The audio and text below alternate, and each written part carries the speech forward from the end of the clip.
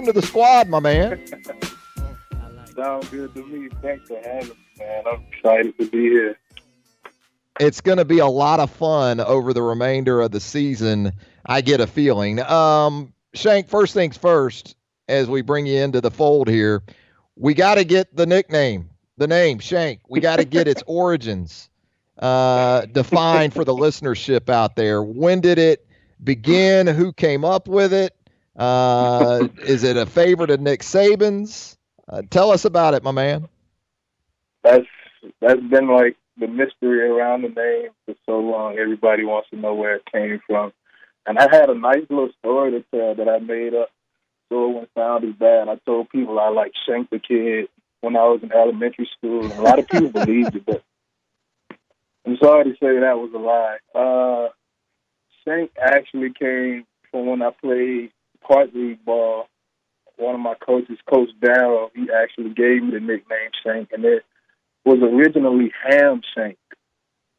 So that's where the nickname came from, because, of course, I was this little chunky kid out there running around, and Ham Shank was the nickname that he gave me, and it kind of just, as I grew, it just became Shank.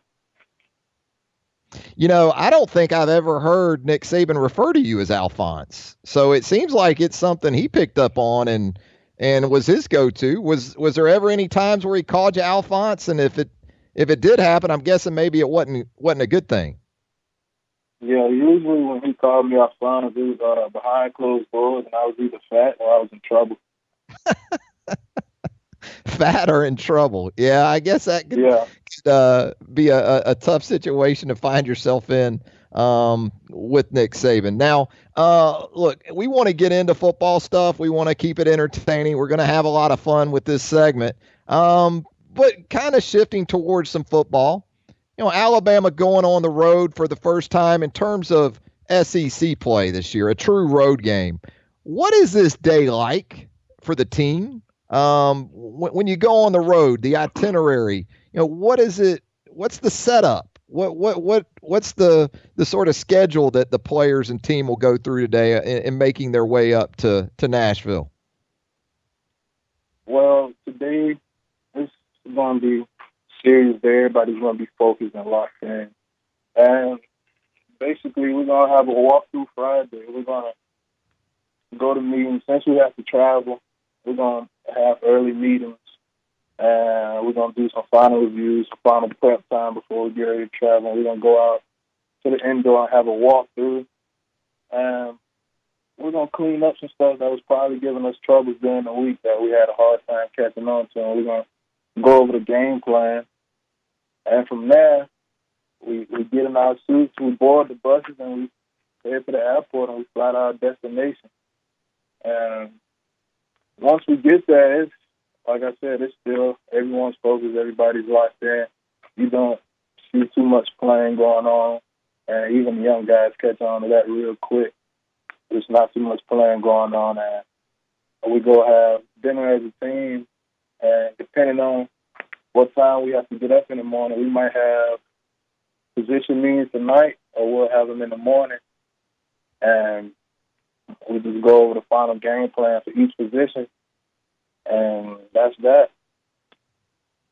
That pretty much sums it up until kickoff at 2:30 tomorrow afternoon for the Alabama Crimson Tide against the Vanderbilt Commodores. Now, a little bit of a stir after Vanderbilt's win over K-State last Saturday night, Shank, when the Commodores nose tackle, Nephi Lalau, made the comment, and he's fired up. You know, his team just knocked off a top 25 opponent in K-State. You understand that emotion that comes with a win like that. But he said it. He said, Alabama, you're next. From a bulletin board material standpoint, on a scale of 1 to 10, with 1 being not that big a deal, or 10 being on fire, where does that comment sort of rank with Alabama's players this week? And does it actually find its way onto a bulletin board inside the facility over there off Bryant Drive? Well, I can't speak for all the players because everyone has different mentalities, but I know for myself, me being an offensive lineman and seeing him say something like that, I take note of it and I take it with a grain of salt because I mean, yes, we are next on their schedule, but it's just the way he said it. They're gonna show us how to play SEC ball, and even if you fired up, you still have to realize that Alabama is the college football standard. We are the standard for the SEC. And we take note of that and we're being challenged. So basically, he's challenging our manhood as a ball program. And we're going to show up to play. Simple as that. We're basically going to make him eat his words. Yeah, Vanderbilt kind of feeling it right now, especially at home. I want to say they've won 5 straight, which to Alabama players or Alabama fans doesn't sound like a lot. But for Vanderbilt, that's the equivalent of, 50 straight at home for someone like Alabama. So they're feeling pretty good right now, Shank. We want to do some questions and phone calls too, by the way, on this segment. So if you want to check in at 205-342-9904 and hit Shank with a question, you're welcome to do that. We're also taking questions on Twitter, #AskShank. And we do have a question for you from Twitter, from Annie Social Extrovert at Jacob Hunna 10. He says to ask you about the time you intercepted a pass on a screen and you were trying to hurdle people running down the field. Is that a true story, Shane? Is that true? That is a true story, actually. In high school, I played both ways. I played nose guard and offensive line. And I want to say my sophomore year, I intercepted a pass off a tip ball, and I took it 80 yards while hurdling 2 people, but I didn't score. So it was a bittersweet moment because clearly I never got that chance again. I should have put it in the end zone. God, man. Shank, I'm guessing you were already in that 300-pound range back then. Oh, so yeah. If you actually hurdled 2 people, they should have just given you the touchdown. You shouldn't have even had to cross the goal line. That should have gone to the judges, and they given you the points for the 6. Now, I don't think a lot of people remember or even recall altogether, you got your start at Alabama on the defensive side of the ball, right? Right. Working at nose tackle. Was that something you wanted to do, or was it a staff decision when you came into Alabama? And talk about how the decision was made to get you over to the offensive side of the ball in your redshirt freshman year in 2013. Well, coming into Alabama, the decision to play D-line, it was my decision. And the decision to move to offensive line was my decision as well. Saban called me into his office, and he basically let me choose. He said if I wanted to stay on defensive line, I could, but he felt I'd be a better offensive lineman. So it's Nick Saban talking to me, so of course I took what he had to say into consideration. And all in all, that's how I ended up on the offensive line. Wait a minute now. You're telling me Nick Saban, the guy who so many out there perceived to be as sort of this dictator, kind of gave you the option? Is that what you're telling me? That doesn't really fit the narrative. And I guess, Shank, tell us a little bit about the way Nick Saban is perceived from that standpoint on the outside and what actually takes place within the building over there.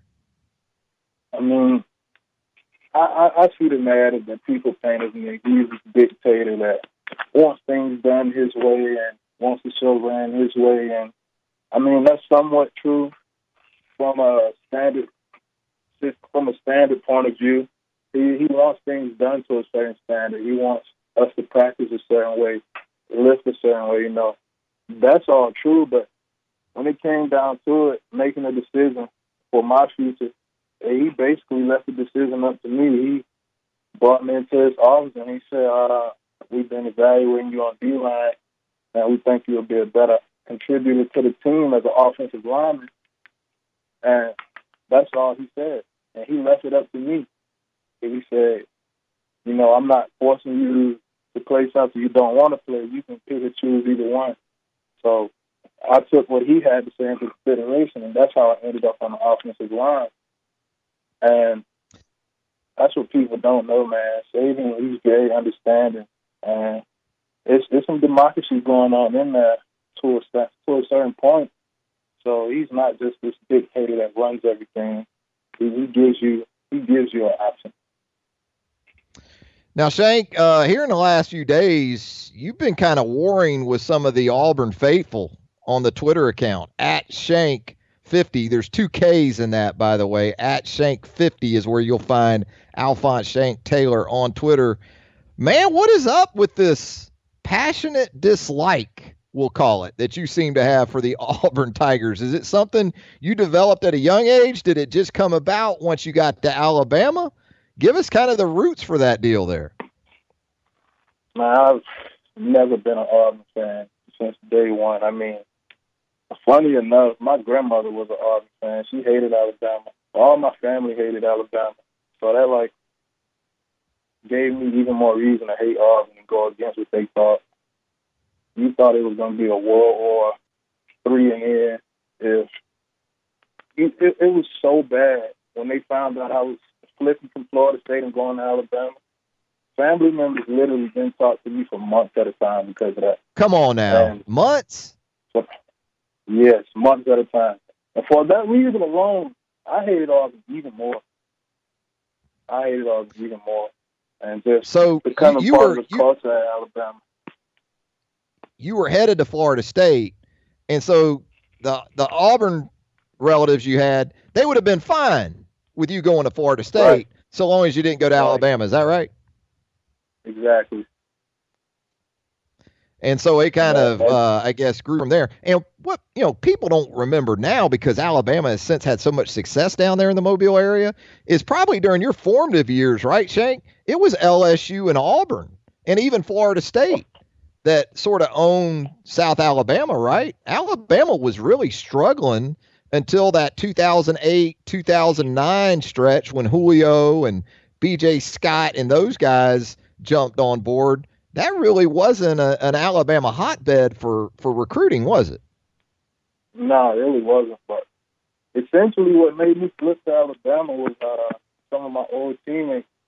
I played in the Alabama-Mississippi All-Star game, and on that Alabama team, it was me, Reggie Ragland, T.J. Yeldon, and Ryan Anderson. And just being at that game with those three, man, who are complete comedians, especially Reggie and Ryan. Man, that was just like, I got to go to school with my boys. I got to stay in state. And that really sealed it for me there.